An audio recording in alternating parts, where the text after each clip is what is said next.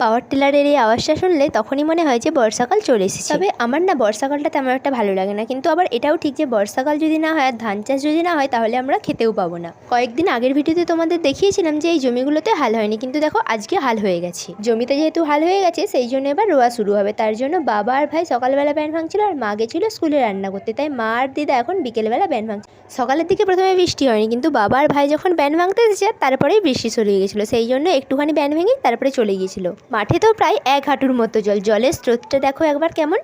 এখন তো সবাইদেরই মাঠের কাজ চলছে, তাই দেখো সবাই কম বেশি কাজ করছে। তোমরা হয়তো এখন ভাবছো যে সবাই কাজ করছে আর আমিই বসেছি, না গো তেমন কিছু নয়। আমি এই কাজগুলো কখনো করিনি, তো সেই জন্য আমাকে বাবাই কাজগুলো কখনোই করতে দেয়নি। হয়তো আমি এই কাজগুলো পারি না, কিন্তু আমি ধান বয়ে নিয়ে আসতে পারি। তালের অন্যান্য পিঠে আমি তেমন একটা খাই না, কিন্তু তালের ফুলুরি খেতে আমার খুব ভালো লাগে। সেই জন্য দেখো কতগুলো আমাদের জন্য তালের ফুলুরি করে নিয়ে এসেছে।